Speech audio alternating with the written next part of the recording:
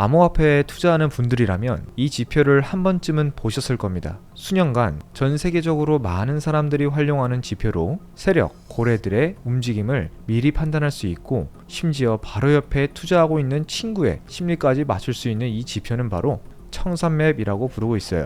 고래부터 개인 투자자의 심리를 한눈에 볼 수 있도록 시각화하여 보여주는데, 이 맵팩 같은 지표 하나로 졸업한 사람들은 도대체 어떻게 청산맵을 활용했는지 지금부터 말씀드리겠습니다. 6분간의 짧은 영상을 다 보고 나면 여러분은 새로운 인생 스킬 하나를 얻게 되실 거예요.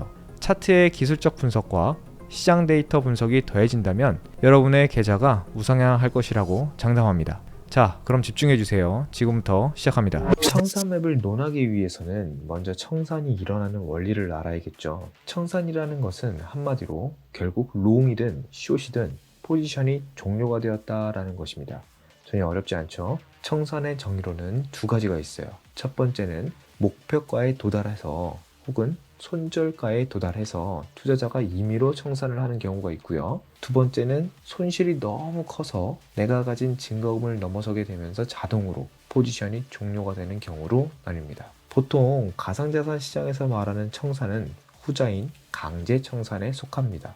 이때 정말 눈물 나죠. 자, 지금 보고 계신 것이 바로 청산맵이에요. 청산맵 구조는 가운데 녹색 화살표가 현재 가격을 나타내고 중간에서 기준점을 잡고 있죠. 현재 가격을 기준으로 좌측은 롱 포지션이 청산되는 구간과 물량들을 막대 그래프로 나타내고 있습니다. 가격을 기준으로 우측은 숏 포지션이 청산되는 구간과 물량을 나타내요. 중요한 것은 화면의 막대 그래프로 나타낸 물량은 포지션의 규모입니다. 그렇기 때문에 장대 그래프일수록 주요 지지와 저항 구간으로 작용할 수 있는 것이 바로 포인트입니다. 이러한 청산맵을 통해 우리는 두 가지 정보를 얻을 수 있어요. 첫 번째는 좌우측으로 포진되어 있는 물량의 규모를 직관적으로 비교해서 롱과 숏 어느 방향의 힘이 더욱더 강한지를 알 수 있습니다. 지금 청산맵에서는 좌측에 포지션이 많아요. 그렇죠? 즉, 롱 포지션이 많기 때문에 시장 심리는 상승 방향이 우세하다라는 것이고요. 두 번째는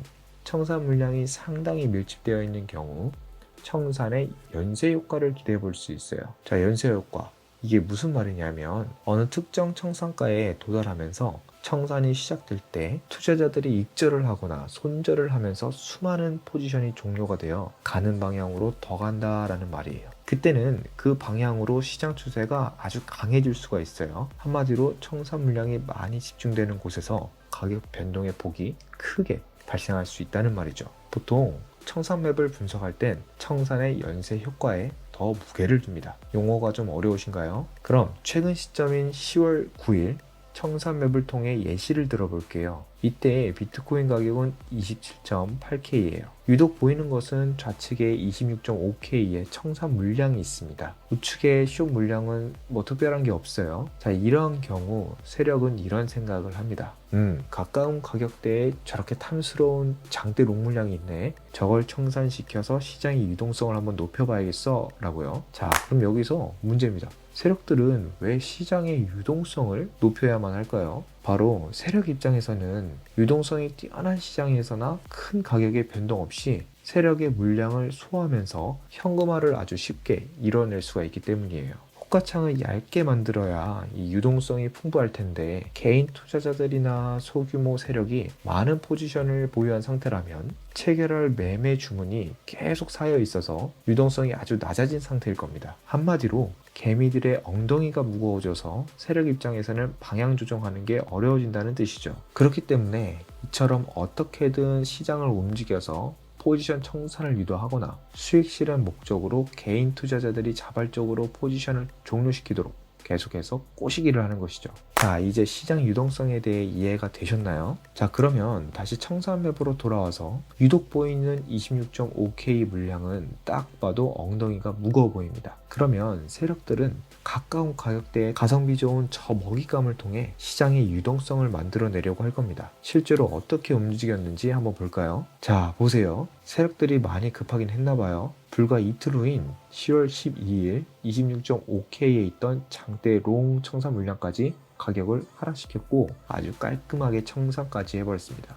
대단하죠. 그리고 좀 전에 장대 그래프일수록 뭐라고 했죠?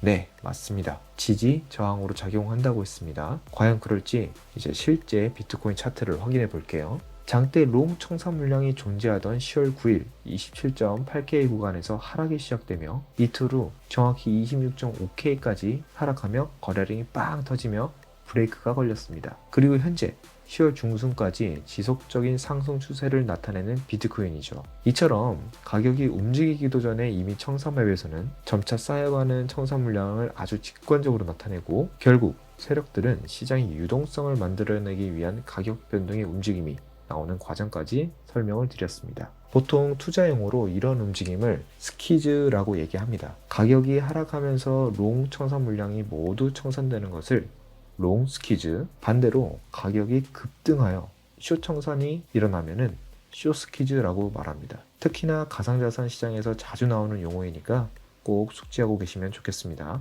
자, 이쯤 되면 청산맵에 대해 어느 정도 이기셨을 텐데 이제 꿀팁을 받아가실 준비 되셨나요? 청산맵에서 가장 중요한 것은 막대 그래프의 포진 상태를 아주 세밀하게 볼 필요가 있어요. 이유는 막대가 가리키는 가격대에 피레침 같은 장대 청산 물량이 있다면 이것은 세력 물량일 가능성이 아주 높습니다. 즉 세력의 의도가 보인다는 것이죠. 그렇다면 청산맵에서 장대 막대 그래프가 있는 주변에 포진되어 있는 물량이 거의 없다면 이는 연쇄적인 청산될 가능성보다는 반대 방향으로 지속적으로 추세가 나타날 확률이 더 높습니다. 한마디로 개인 투자자들이 참여하지 않은 상황에서 굳이 세력들 간의 힘겨루기를 하지 않는다는 것이죠. 반대로 이처럼 장대 막대 그래프 주변으로 개인 투자자들의 청산 물량까지 어느 정도 모인다면 그 부분까지 유동성이 나타날 가능성이 매우 높아집니다. 자, 어렵지 않죠? 이 데이터는 조금만 생각해보면 내 주변의 투자자 그리고 세력, 기관들의 투자 심리 상태를 확인할 수 있는